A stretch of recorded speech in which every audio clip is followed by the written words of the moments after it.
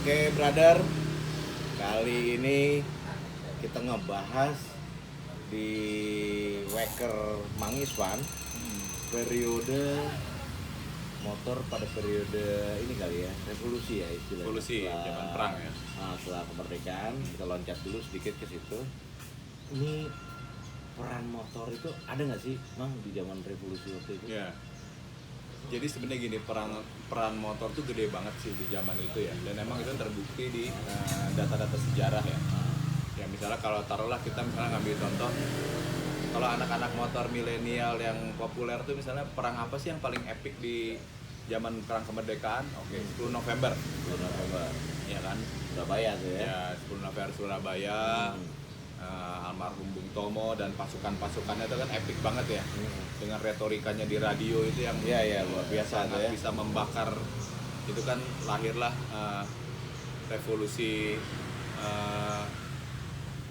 yang dikomandoi direstui oleh para kiai untuk berjihad membela negara, bukan membela agama, berjihad membela negara.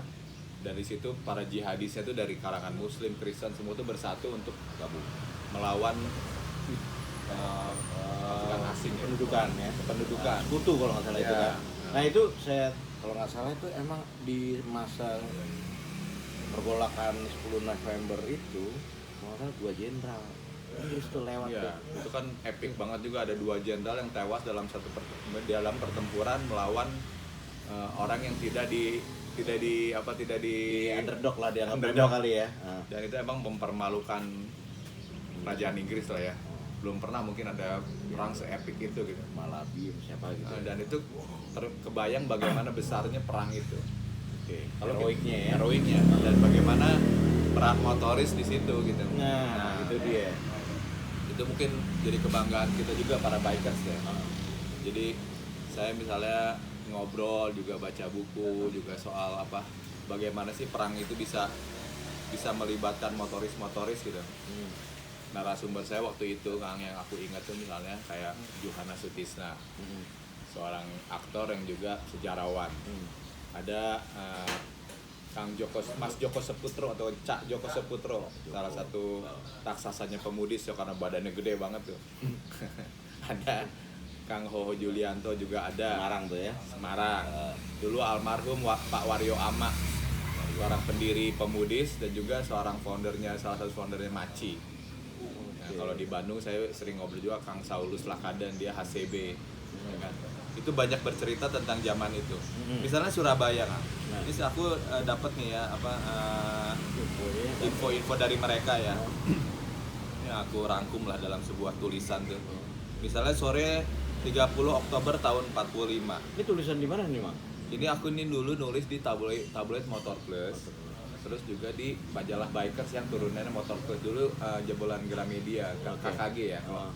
Nah, sekarang tabloid itu udah tidak cetak lagi, tapi udah jadi online. Nah, dan saya udah resign sekitar 4 tahun yang lalu, mungkin lebih ya. Oke, ini 30 Oktober tahun 45 katanya. Malabi, Jenderal Inggris tertembak. Jenderal Malabi tertembak. Siapa yang nembak tidak ada yang tahu. Itu menurut Pak Ruslan Abdul Ghani, almarhum ya. Pasukan Inggris di zaman itu dipimpin oleh Jenderal Mansfield. Marah besar, bom menerpa Surabaya, menghancurkan banyak gedung. Tuh ya. Iya kan Jenderal, wah itu habis-habisan tuh Inggris kan.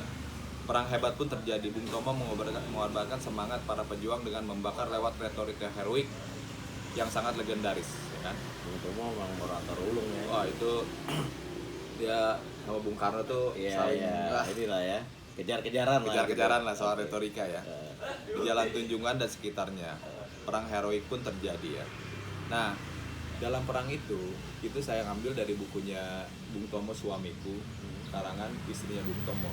Ya, Ibunda Sulistina Sutomo itu dia menceritakan waktu perang itu terjadi, beliau itu menjadi salah satu anggota PMI, Palang Merah Indonesia, mengevakuasi korban-korban yang bisa diselamatkan. Korban itu dari BKR kan, Badan Keamanan Rakyat, TRIP, Tentara Republik Indonesia Pelajar, dan rakyat sipil. Ini menurut Ibunda ya. Waktu itu saya bertugas sebagai anggota PMI. Melihat banyaknya korban, saya dibonceng motor untuk mencari truk pengangkut. Jadi beliau tuh dibonceng sama salah seorang pejuang naik motor kan. Wah, kebayang kan ibu tuh dibonceng Dalam naik motor, suasana, nyari kayak- truk untuk mengangkut korban-korban perang. Oke. Jadi dia nyari kalau ada truk yang nganggur atau apa. Ini ceritanya bener-bener film action banget ya kalau di zaman itu ya. Itu istrinya berjuang di Iya, istrinya PMI, iya. Sayang sekali ibunda tidak tahu persis motor apa yang membawanya saat itu.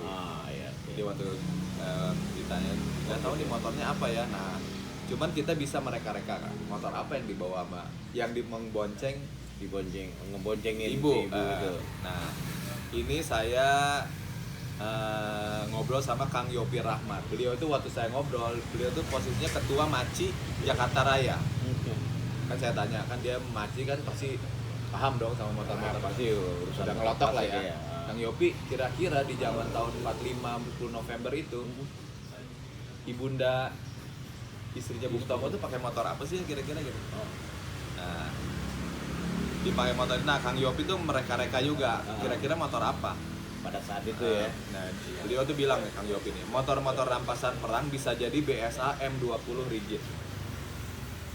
Cangkrang tahun 41. Oke, masuk akal ya, karena kan tahun 41 nih. Iya. Perangnya tahun 45. Oke. Bisa juga HDWL yang kebanyakan dari rampasan perang atau milik pengusaha Tionghoa.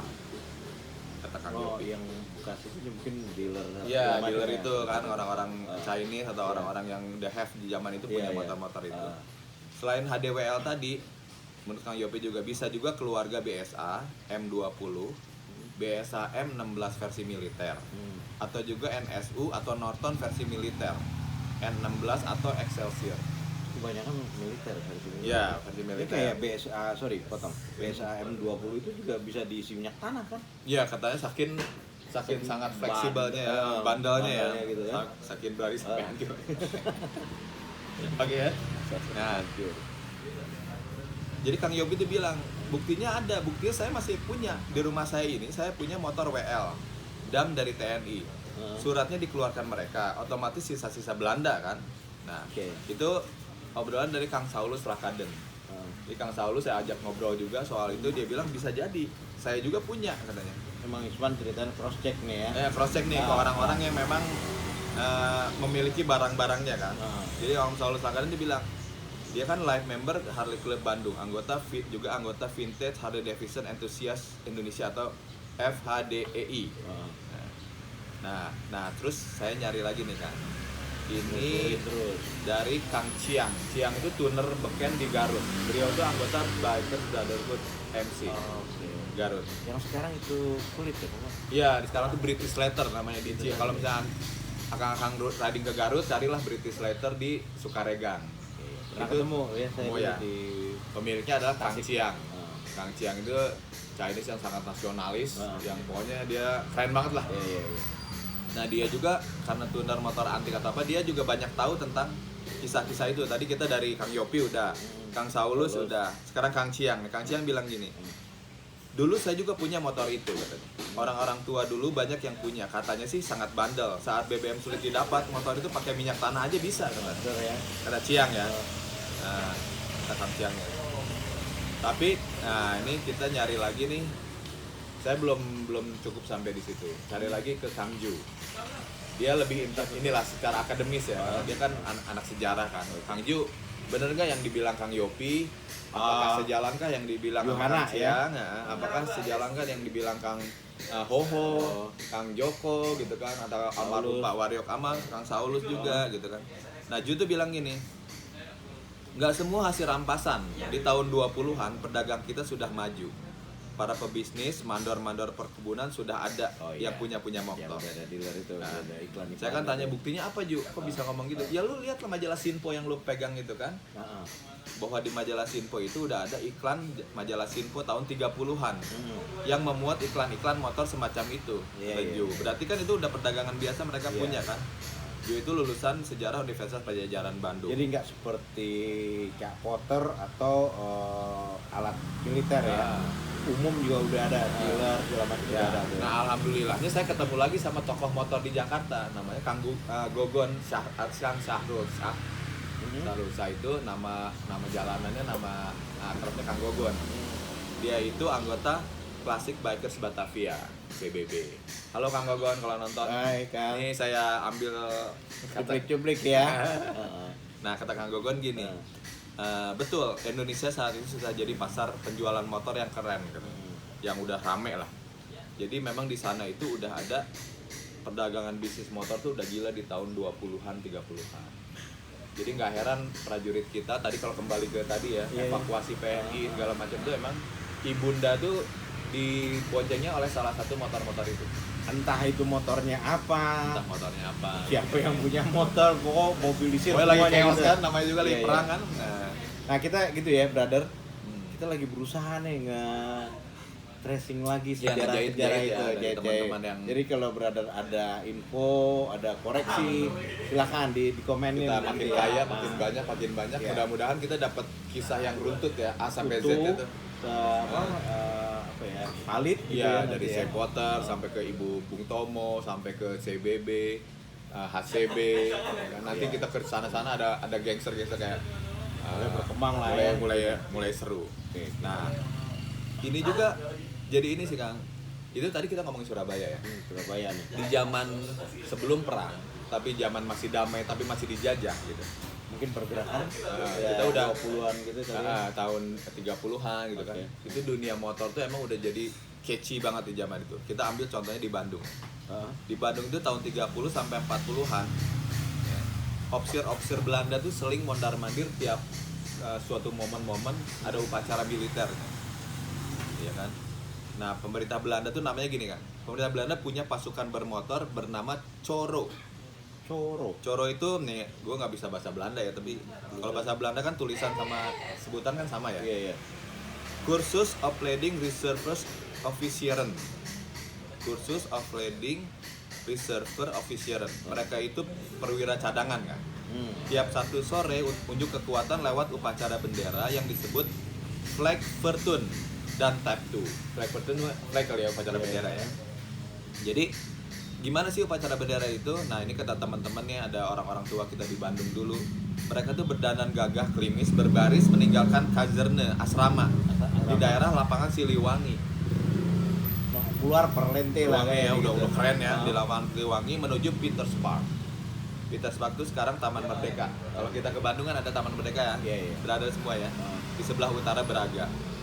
Saat Bandung dilanda perang, nah ini upacara ini Taptu ini emang sangat legendaris untuk orang-orang tua kita zaman dulu. Yang mereka masih menyaksikan waktu mereka kecil ya. Itu tuh mereka melihat orang-orang Belanda pakai motor. Kebayang ya?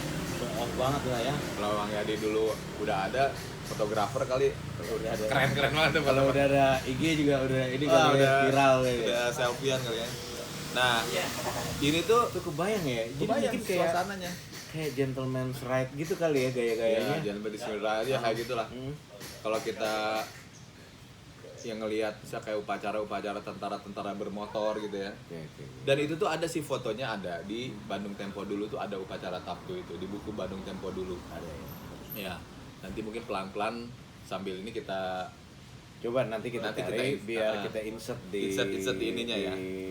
Obrolan Nah, ini ya. itu kan zaman kerennya orang-orang Belanda di zaman Iya. itu. Tiba-tiba perang pecah. Seperti di 10 November juga kan Bandung Lautan Api. Bandung Lautan Api Bandung ya. Lautan ya. Api juga epic kan. Nah, di Bandung Lautan Api lah si motor-motor itu banyak berpindah. Dari orang Belanda ke orang pribumi dan karena chaos perang itu kan. Iya. Nah, ini Itu kok pokoknya istilahnya Belanda Iya. ninggalin itu dibakar istilahnya tapi banyak. ya akhirnya dimiliki oleh kita ataupun Tinggalan. orang-orang pribumi lah. Nah, kita sempat kan mengalami senior para legend kita. Sekarang beliau kebanyak udah almarhum ya. Tapi di tahun-tahun sekitar tahun 90-an, tahun 2000 awal mereka masih ada di antara kita kan.